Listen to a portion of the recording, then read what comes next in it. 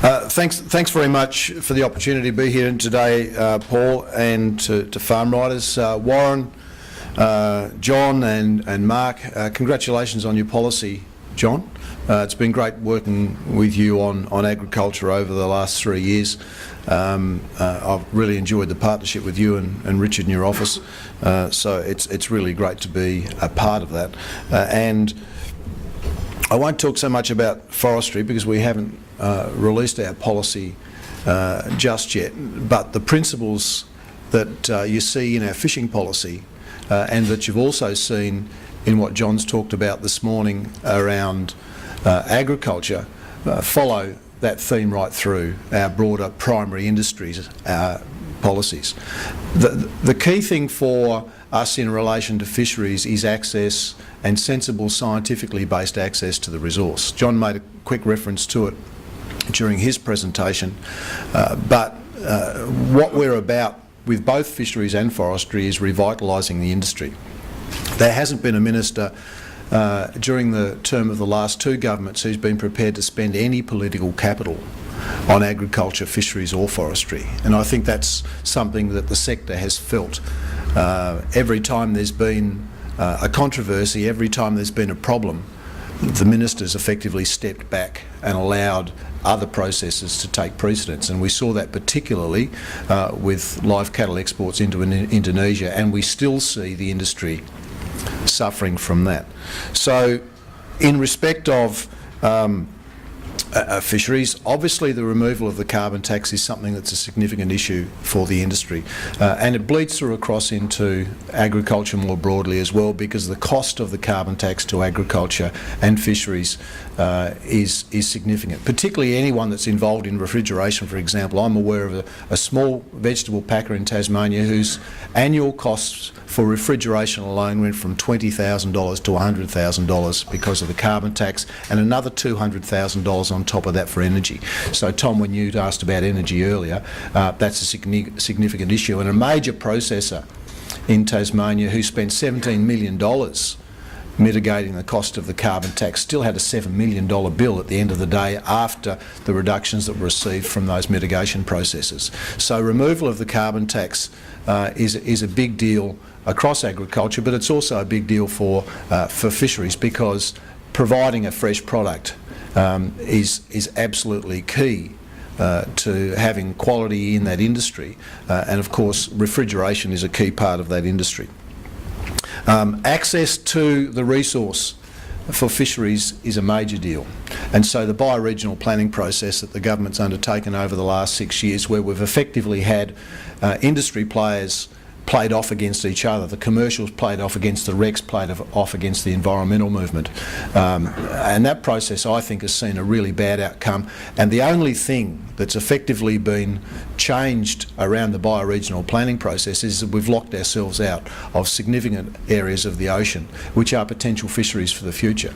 And when you consider that our seafood task is projected to grow by 850,000 tonnes by 2020, we're talking 7 years down the track, 850,000 tonnes in that period of time. And we've locked ourselves out of a fishery in the Coral Sea that's potentially over 1 million tonnes. That's the sort of decisions that we're making. Decisions that are made at a point in time but take no account for the future.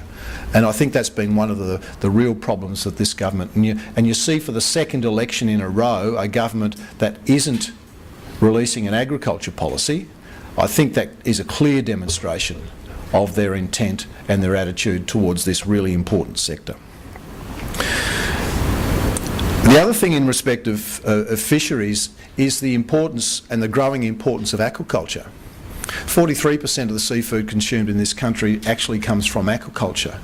70% of the seafood is imported, but 43% comes from aquaculture, and we don't have a decent strategy for growth of that sector. It is vitally important to the food task.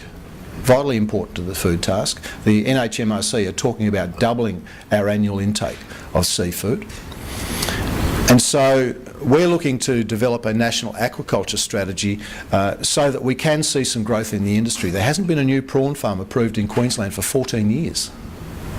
And so the development of that one-stop shop that Tony Abbott talks about in relation to approvals is something that I see that we can utilise to provide some certainty for investment into our industry. Tom, you talked about that as well in your question to John.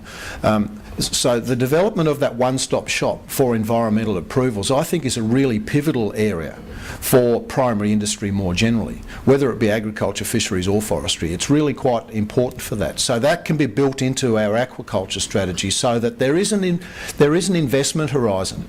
And I think that's another thing that's been lost over the last 6 years, the confidence for Australians to invest. We've talked about foreign investment into the industry.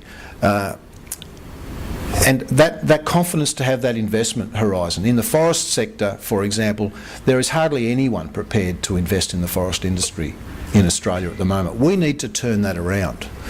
So the increased investment in rural R&D, which works across all of these sectors, forestry and fisheries will both benefit from that increase in rural R&D, is absolutely vital to actually opening up that future confidence in investment. So resource security is something that we'll be focusing on when we release our agriculture policy, and having a plan around aquaculture obviously provides the opportunity for people to look forward. The salmon industry, I think, in Tasmania is what could be considered one of the leaders in that area. That will be a $1 billion industry before long.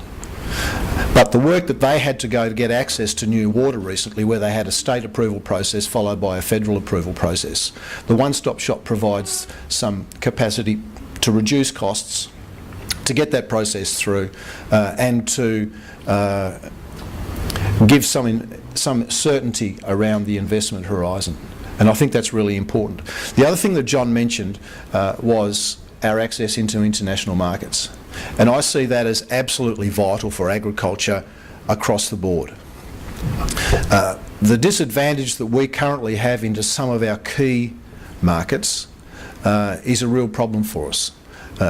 John's focused very much on Indonesia, and he's right about that. But also into China.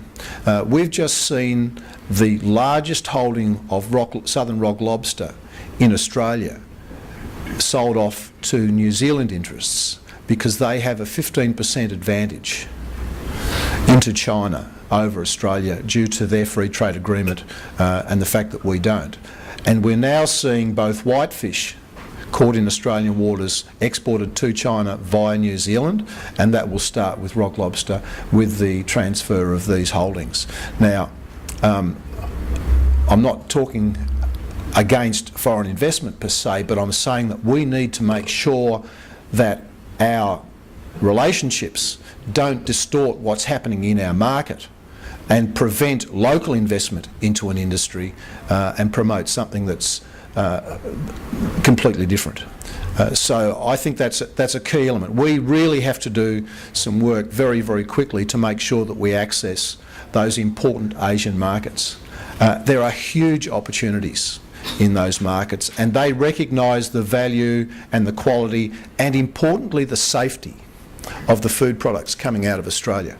I was talking to a young mum in Kunming in southwestern China last year who was buying Bellamy's baby food from Australia for her baby because she knew it was safe, and she was paying a significant premium for that product.